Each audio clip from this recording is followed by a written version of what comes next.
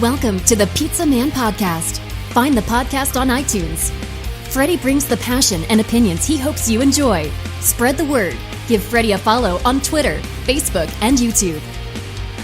Also check out FrediThePizzaMan.com for the latest news on his pizza, his foundation for autism, golf outing and charity parties. Welcome in. Here's your host, Fredi the Pizza Man. What's up, everyone? Welcome into the podcast, the PizzaMan Podcast. I am Fredi Bello, better known as Fredi the Pizza Man. Hope all is well, and happy end of February is coming up quick. March is coming up quick, I should say. The Super Bowl came and go, and believe it or not, we're already entering into March 2019. I mean, time has already flown by. We'll be at 2020 before we know it. Today we're going to be talking third-party delivery service. You ask, what's a third-party delivery service? That's a company you hire, or a restaurant or pizzeria owner hires another company to do their delivery service. So they're not hiring their own drivers; they're hiring another company. And we're going to talk about some pros and cons. And of course, my co-host with me, Jim Mirabelli. What's up, Jim? Hey, Fredi, what's going on? Not much, man. We got to talk about your website, NepaPizzaReview.com. What's going on with that? Lots happening. We have my 64 team, I should say 64 pizzeria tournament coming up called NEPA Pizza Madness. 6 weeks, and we just came out with some killer shirts today. We're selling them $12 each. The proceeds go to the American Cancer Society. So really excited about raising money for that. Absolutely. Good job, buddy. That's great stuff there. Now, I saw something on Instagram today about, I got to ask you, I didn't want to ask you, I wanted to ask you on the podcast. What's these pictures about? Pizza pictures. The pizza pictures? Yeah. All right. So a lot of people think that I'm eating pizza like 7-8 times a day, but that's not actually what's going on there. I use a scheduling service to tweet out things all day long. I scour, social media at night, look for the local players, see what they're doing, what's looking good, get it out there. But then a lot of them are actually my own photos that I get around and take. Like tonight, I did a double take at 2 different pizzerias, and you saw those photos. All right. Now, the T-shirts you said you're selling for $12 each. Are you selling them on the website? How are you selling them?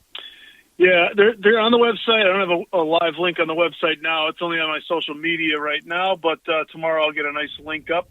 There's a link to to be able to pick them up or get them drop shipped to your door. Cool little shirt. NEPA Pizza Madness on the front, and all 64 pizzerias that are participating on the back. All right. Nepa Pizza Review. You can find them on Twitter, Facebook, Instagram, YouTube, or your local pizzeria wandering around eating some pizza. For sure you find them there. Absolutely. You know where to find me. All right, Jim. Let's talk third-party delivery service. It's a new wave now. For me personally, I've been in the pizzeria business for 38 years. So 28 years as my own owner myself. 10 years I worked for my dad as a young boy.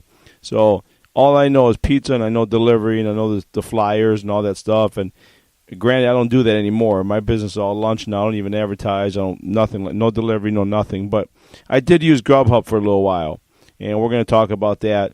But you also have Uber Eats. You have DoorDash. Someone just followed me today, and I want to, before I even try to even guess the name, I'm going to just see if I can find that. But we have all these third-party delivery services now where companies and restaurants or pizzerias are paying these companies to come out and take your deliveries for you. Back in the day, Jim, I'm a little older than you, but back in the day, the only people that were really delivering were pizzerias. Now you can get deliveries from Taco Bell, McDonald's, Church's Chicken. I mean, you name it, you can get deliveries from these places, Jim. It's so convenient, and I really think it fills a customer need out there. But, as we were talking among restaurant owners at this time. Food Fetchers is the one that just followed me. Looks like they're based out of Indiana. You ever hear of them, Food Fetchers? That's a new one for me. It seems like there's quite a few popping up here and there. Yeah, it's funny. About 20 years ago, we were sitting at the pizzeria. But I'm literally, this is about 20 years ago, and I remember my friend approaching me. He goes, "Man, you got all these drivers. You got 5 drivers. Why don't we send them to? We can make some money on the side. Send them to go buy milk and candy bars and stuff, and they can deliver to the." And we never end up doing it. They pick up your dry cleaning and stuff like that. So.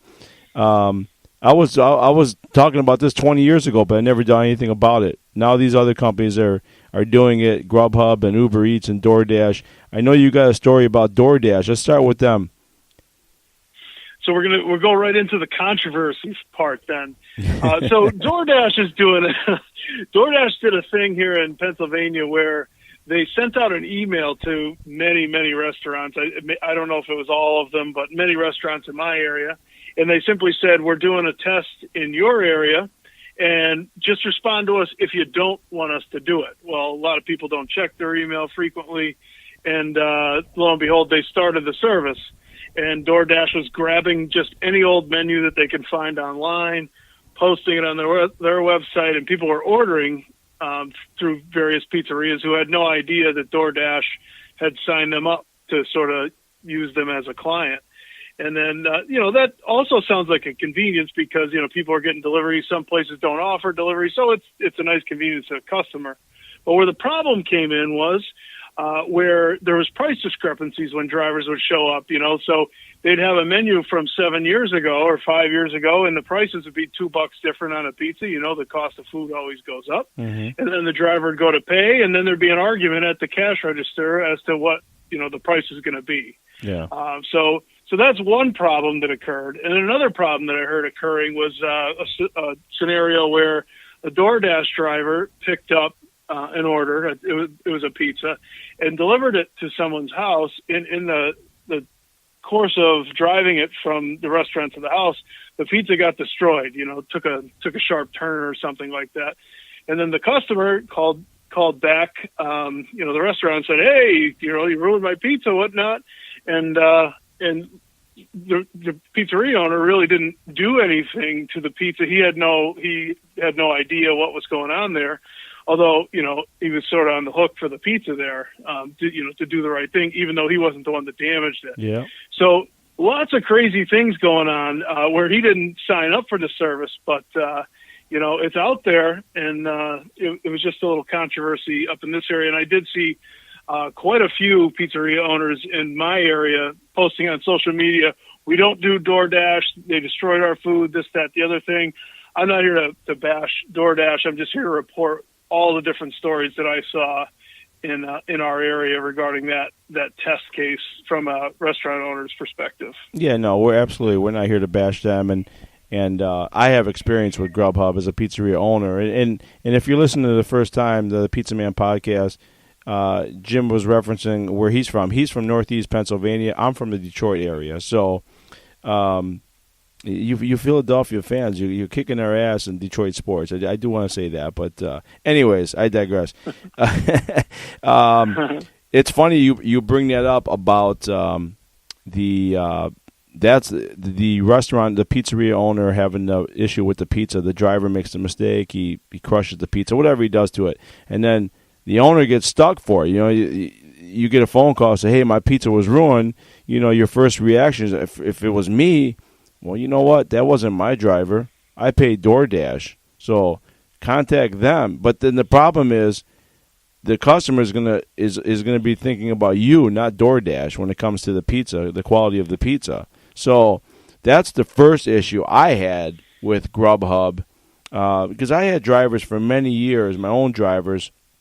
At the first pizza I had for many years, that was my whole business basically was delivery from 3 to 1 in the morning. The place I have currently now is completely different. It's all lunch, but I had drivers. I hired my own drivers. I pay them so much per hour, so they got so much per tip, blah, blah, blah. This is way before third party came along.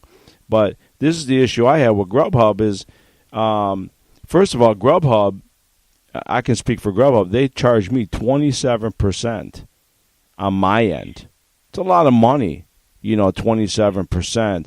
And I know if I were to put their link on my website and the customer went to my website, Jim, and ordered, they, I think they would only charge me, I think 10% I would be charged. But, for me, I never really trusted that. Like, Grubhub says they'll do that, but how do I know that, Mm-hmm. So, what do you think about 27%? I mean, well, they say, your food cost should be about a third. Your labor cost is about a third, and then the profit should be the rest. But if you're giving a third to labor, a third to food, and a third to Grubhub, you're not left with a whole lot. Yeah. And the other issue I had with Grubhub, too, they didn't have many drivers in my area. So, you work with a tablet. Excuse me. Pardon my voice, by the way. I've kind of lost my voice this week, so I'm just struggling through it. I worked with a tablet. The order would come in, this bell would ring, and the order would pop up, and then you'd have a little button say, hey, contact or let the driver know the food's ready, and they'll come. The problem with my end, I would get the order, and I would give them an estimated time, like 15 minutes, 30 minutes, I'd have it done. I end up doing it. What I end up finding out is once I got the order, I would push the button that the order was already done, because I was having trouble with the drivers coming an hour after the food was already ordered. So basically, I would make the food. I would push the button that it's already done, because I knew they were going to take a long time. And I made the food that would sit on top of the oven, and they wouldn't come for another hour. And then by the time they're going through their phone, putting things in the bag, because they're not working for me, they can care less about me, the owner. Then they're looking for the address on their phone. It's probably an hour and a half before they even get the food. So who looks bad? The restaurant owner. I looked bad, not Grubhub. And I got a few calls like, "Where's my food?" I'm like, "Listen, I'm at the mercy of Grubhub here. That was the issue I was having, Jim, and I was not. After a little while, I was not happy. I canceled the service." Yeah, and the people that I talk to seem to be a lot happier in the more urban areas, like the more populated areas. There was more drivers, and they knew where the hot spots were, and they signed on a lot of different restaurants. But out my way, we have some urban areas, but it's a little more rural, so not quite as popular. And I think the wait times are pretty consistent with what you're describing. I don't think the half-hour deliveries, sort of in play a lot of times out here. No, when the drivers would show up, I would, ask them, "Listen, I made this food an hour ago. Where are you coming from?" And they would tell me. So I'm sorry, they're taking me from downtown Detroit, which was basically 40 minutes away from my place. Wow. And I'm like, what's going on here? So and then you figure the 27% are taking off on my end, which I could live with, because it was a service. I was buying a service. I could live with that. But the problem is with social media nowadays, and what I was concerned about is that people were going to write me up, not Grubhub, because if the food's cold and the food's bad or cold, who are they going to blame? They're going to blame Fredi the Pizza Man. They're not going to blame Grubhub, correct? Yeah, your reputation could take a hit. No fault of your own. Exactly. People are going to go right to social media. So, and I never even bothered to look up and see anything. I just called Grubhub. I said, "Listen, I'm done." The beauty was there was no contract. They sent you the tablet. They sent you brochures and stuff like that. But after a few months, I just said, "Listen, this is just not for me." And I explained to them, and they were kind of honest with me. They said, "We just don't have many drivers in your area. You have a smaller area there," and they understood. So that's for me. Grubhub was not for me. Definitely not for me. Now, DoorDash, I don't even know if it's in the Michigan. I'm guessing it's in the Michigan area. I just probably never paid attention. Do you know if is that just a Pennsylvania thing? I think they just did a pilot program in Pennsylvania, and I'm not sure how it's going. Just the feedback I had seen, only on the restaurant side, because I follow basically every restaurant in my area. I saw more negative from the restaurant owners than positive. But, consumers are out there and they're using it, and it's really a consumer-driven product. So I assume there was some satisfaction there when you can get a delivery of an item. If you have a kid at home and you don't want to pack them up and get them in the car, I can see where the value is to the customer, where they can just dial in punch in through an app and get the food there, regardless if it takes a little longer than normal. But yeah.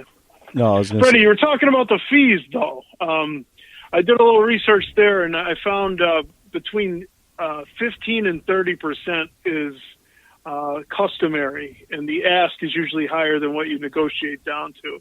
I'm told if you negotiate hard, you can get as low as 10%, which actually, if you think about it, is a pretty nice little fee to not have drivers on staff, not have to keep the payroll, especially in downtimes and everything. I would have been happy with 18 to 22%. I wasn't really, I wasn't happy with 27%, but I thought, hey, if I'm not hiring a driver, no insurance, nothing like that, that's fine. But, man, the other issue too I was having is the driver would come in, it was cold out, they come in with no bag, pizza bag, and I would ask, where's the pizza bag? No, it's in the car. Listen, I've been in the pizzeria business for a long time. When you tell me it's in the car, I know it's not in the car. So that was another issue. One guy came in and told me, goes, I asked him where the bag was. He goes, I don't work for you. Don't worry about where my bag is. That's what he told me, And I thought, first thing I thought of, I thought, man, this is no wonder I got out of the delivery business, because I remember all the days with the drivers. Their car would break down, or they would compete with each other. And I had a delivery driver back in the late '80s, early '90s when I first opened my first place. I found out he had a receipt book in the bottom of his seat, so he was writing different receipts when he got to the door. So basically, oh my goodness, yeah. So basically. I sent him out with an order for $13, and he was writing a different receipt for $20 to the customer. And my goodness. Yeah, I found that out that he didn't last too long. So, but yeah, I mean, when you hire these third-party companies, that's their responsibility. Now, Grubhub did. If the food wasn't delivered or someone canceled the order and I made it, they were going to pay me. They were going to reimburse me. So. But for me, the last straw was a person ordered a pizza on a Saturday. It was sitting on my oven for 2 hours. The driver didn't come. And the guy called me back 3 times. He was pretty upset. And he ended up coming to pick it up, and I gave it to him for free. And that was my last straw. I said, if how that's just a bad look on my reputation and my pizzeria to stay with a service like that. Now, am I saying Grubhub is bad? No, it just didn't work out for me. DoorDash, I don't have experience with. Uber Eats is another one. Is popular around here. I know they're very pricey. They even more. I don't know if you have any prices there for Uber Eats, but I know they're much more pricier than Grubhub. Yeah, I think it depends on the area you're in. The more populated, the lower the fee. It seems like there's economies of scale. Mm-hmm. So it does vary, though. It's interesting to see what people are offered, but I got wide ranges, like I said, between 15 and 30%, with some negotiating down to about 10, with all of the different providers, because we do have all 3 of them in our area currently. So it is interesting, but I guess if you negotiate hard, you can get a decent deal, or but there are some benefits. I think we're sounding a little negative on this, and there are some negative aspects of it. But when you think about the prospect of not having to hire a delivery guy, being the pizzeria owner, don't have to carry that insurance. You don't have to pick who gets which run going out the door, because obviously the delivery guys know after a while who the heavy tippers are and what the better runs are, right? Yeah. So Grubhub will do that for you, and Uber will do that for you. There's a lot of convenience on the owner's side, and then I'm told they pay quickly. So at the end of every week, I think Friday or Monday, yep. You get a check deposited right in your account, and you don't have to do anything with it. You're not counting cash, reconciling it, hoping the driver doesn't get mugged or something like that. Yeah. So there's a lot of good things that come with it. Well, go ahead. Well, let me ask you: have you personally used? Like, I used Grubhub once for me at my house, and I ordered on the app, and they delivered the food. That's the other thing too, is with Grubhub you had to have the same prices that you have on your menu. You couldn't change the prices. That was a definite. You had to make sure that you couldn't upcharge. So if I was charging $12 for a large pizza with pepperoni, $12 had to be on the Grubhub menu. It couldn't change. Because at first I thought, well, let me put it at $15. I can make up for the difference, and I'm getting 27%. They weren't allowing that. So I actually snuck in a few. They never said anything, but that's another thing. I don't know how Uber Eats and DoorDash does that, but I know Grubhub you had. Have you used the service for yourself, your family? Only once. I was in a hotel with some friends, and I believe they used Grubhub at that time. And it was pretty. There wasn't a lot of noteworthy experience to report back. I think it came within 40 minutes or something. The pizza was fine. The wings were fine. It was relatively warm. And when you get delivery, you don't expect the freshest anyway. So, but it seemed to be pretty convenient. I wasn't the one that personally ordered it, but a few clicks, and the menu was loaded right in the app, and a few clicks, and it was off. Yeah, there's nothing, pizzeria owners. There's nothing we can do about sticking a pizza in the cardboard box and expecting it to be crisp when it comes out of the oven. If someone can figure out that technology, they'll be super rich. But once you stick it in the cardboard box and in a hot bag, it's going to be a little different, right?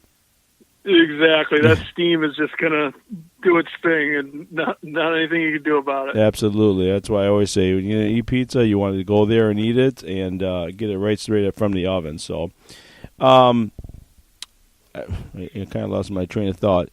I kind of lost my train of thought. I was going to ask you a question, and it probably about Grubhub. But go ahead. I know you're going to say something. Yeah, well, I wanted to talk about, like I said, we were getting a little going through some of the cons, but I did talk to one guy who uses all the services. That's Joe down at Cangiano's in Dixon City. He uses all three: Grubhub, DoorDash, Uber Eats. He also even uses the Slice app, which Slice is not a delivery service; it's a pickup service. So they, for all intents and purposes, they do the same thing, except they don't, send a guy or gal to pick up the food and deliver it for you. But he loves it. He thinks he's getting a fair rate. He's only had a couple of hiccups, and they were easily resolved by each of the companies. If food gets ruined or something like that, he'll call up and he gets his credit right back. I think you described a similar scenario. Yep. They send you a free tablet to work with where you receive the orders, and there's no handling of cash or any of that, and he very much sees it as a positive step to serve customers that wouldn't normally have come into his restaurant, because the radius is much larger than a lot of places only go 5 miles or something like that, and each service in each restaurant are going to be different, but I've heard of some pretty significant radiuses, and you were talking about somebody coming from downtown Detroit over to your place.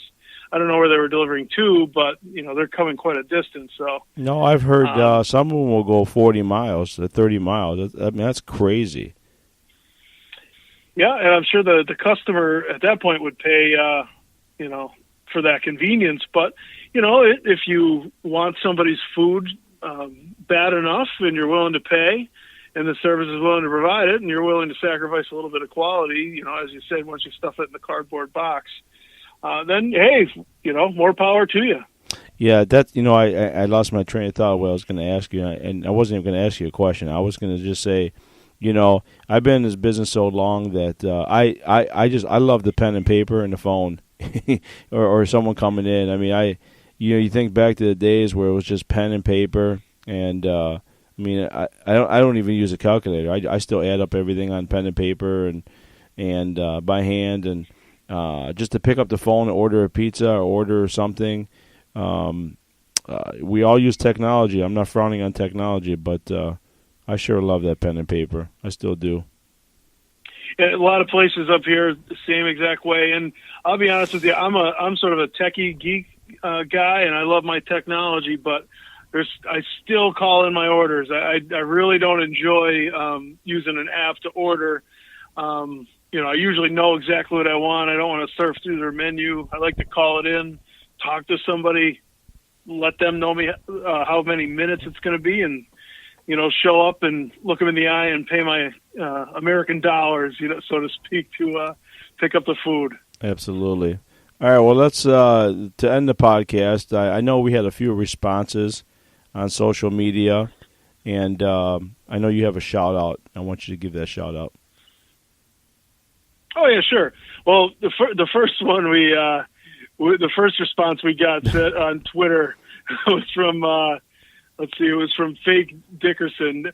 Do not, in all caps, get Taco Bell delivered. Your crunchy items never arrive crunchy. So a little word of warning there from Fake Dickerson. Basically, what we just said about the pizza. Don't expect your pizza in the cardboard box to come out crispy. Exactly. Isn't it? Yeah, isn't it? Before I don't mean to cut you up. Isn't it crazy to think about? You can call Taco Bell now and get delivery from Taco Bell. Seriously? Yeah. Yeah, you don't even have to talk to them. You just couple taps on your phone screen and Taco Bell at your. Who would have thought that it could get more convenient than drive-through, Freddie? I mean, back in the day, it was going to the drive-through or going into McDonald's and or Burger King or you name it. Now you're getting delivery from these places. You can get a coffee delivered. You can get. There's so many places out there that come to mind. It just. You can get delivered, so that's crazy. That's crazy. It's convenient, and I do have to report that we the one rather lengthy post from Lindsay Marie here indicated that she likes the service, but there are some limitations. Like the full menu is not always at your disposal, and you also a lot of times can't customize the order. So if you're ordering an Italian hoagie, no onions, added extra mayo, that might be sort of hit or miss depending on which restaurant. Exactly. And what technology there. So wanted to weigh in there from what Lindsay had to say. And I'm guessing I'm guessing why some of these companies don't put their full menu on there is because they know that some of these might take some of these might go 20 miles. Some of them these drivers, they know that it won't show up for an hour, so some of the food they probably just don't want to put on that menu. If it has a short shelf life, then it's probably not worth it. Yep.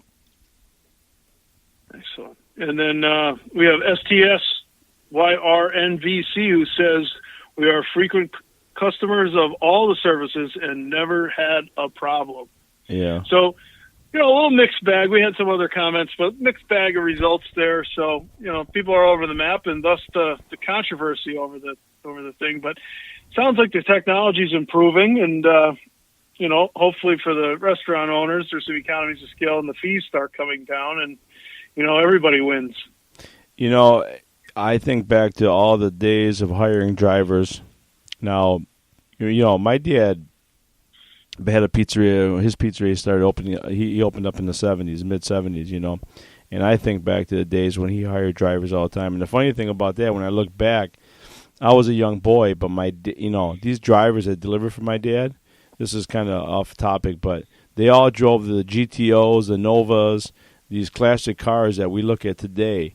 Back in the day, they were the Galaxy 500s, the big old Galaxies. They were delivering pizzas in those cars back in the day, in the 70s. And you think back now, of course, I didn't know what they were when I was a boy, but to think back, they were delivering pizzas in those classic cars. It's crazy. Amazing. Yeah. Well, gas was much cheaper at that time, right? Yeah, but I remember one driver for my dad. He delivered for a while. He had a GTO 440 in it, Ram power. That thing sucks some gas. I'll tell you that, big time. Wow, that's like Fast and Furious stuff right there. Absolutely. So, I know you want to give a shout out. So let's get that shout out before we end the podcast. Yeah, I talked to quite a few people to sort of research the topic, but I wanted to give a shout out to Rosario's Pizzeria and Cangiano's in Dixon City. Both of those guys, provided a lot of good insight and information about how the whole system works and helped me understand it a little bit better. So check those guys out if you're in the area. Jim, I think it's time, I know we haven't met and we're going to meet one day, but I think it's time you run for governor of Pennsylvania or maybe mayor of your town. I think it's time. It's time. Well, maybe we'll find a pizza town and maybe I'll have to run for mayor there. But for now, I'll just be a pizza cheerleader like I am, run my blog, do my thing, and have a lot of fun with it. You find a little small town there with, maybe 20 people there and just rename it Pizza Town, and you just become the mayor, and away you go. Nepa Town. There you go. Now I'd have to convince those 20 people to elect an idiot like me, but it's a man can dream, can't he? Yeah. I hope you enjoyed the podcast. Me and Jim, we're going to do some. We might not do it every week, but whenever we can, we're just going to talk some topics when it comes to pizzeria and restaurants, and probably interview some people in the pizzeria business. I think next time we do a podcast, Jim, maybe not the whole podcast, but I think we should talk Old Forge pizza versus Detroit style pizza. Let's do it. They're both rectangular, or as we call them here, square. Yeah. But isn't that crazy? We do the same thing here, buddy. Isn't that crazy? It's nuts. It's not, and I do it. I'm making fun of myself as well. But give me a tray of square is what we say here. But I think the tray thing is just us here in Northeast PA. But I think it's a pie everywhere else. Yeah, I don't make squares at my place. I mean, if someone asked me, I specialize in New York style round. I was never into the square thing. I can make them, no problem. But one time I made a square and brought it home. Obviously, it was rectangle, and my 8-year-old was like, "Papa, that's not a square. That's a rectangle." We learned. I said, "No, in school it's a rectangle. In the pizzeria business, it's a square. Remember that." It's a square. It absolutely is. I said everything you learn in life is not just comes out of school. It comes out of real life and comes out of pizzerias. I said I learned more things in the pizzeria than I ever did in school. So there you go, including your shapes. Absolutely. So, all right, brother. Listen, I always love talking to you. And again, we're not trying to dog the three companies that we spoke about. We just wanted to, give some pros and cons to it. We probably didn't give a ton of pros and cons, but what we laid out, there is some pros and cons to it. So if you're, I think, more for restaurant owners and pizzeria owners, you kind of know what you're looking forward to if you end up getting it. So thanks, brother. Yeah, and if we were too heavy one side or the other, I say put it in the comments and let us know, and we'll talk about it. And again next time. Check out Jim on Facebook, Twitter, Instagram, YouTube. Nepa Pizza Review. Thanks, brother. Catch you later. Take it easy, Fredi. All right. There you go. Thanks to my co-host there, Jim Mirabelli there in Pennsylvania. I'm talking to you from Detroit, suburb of Detroit. Fredi the Pizza Man. Just want to tell you, please check out my website, FrediThePizzaMan.com. That's Fredi, thepizzaman.com. Pizza's my life, but if you look on my website, you'll see that charity has become a big passion of mine, and my foundation for autism. So if autism has affected your life, touch your life, I encourage you to check out the website, how you can help spread autism awareness. My charity focuses on equipping sensory rooms in schools in the state of Michigan, one school at a time. So you'll see some of the list of schools that we have worked on, and how we're raising money, the golf outing, etc. So just check it out. Autism is big in my life, and that's all I wanted to say. So thanks for tuning in, the PizzaMan Podcast. Find me on iTunes. Find me on Twitter and Facebook. Have a good night, guys. Thanks.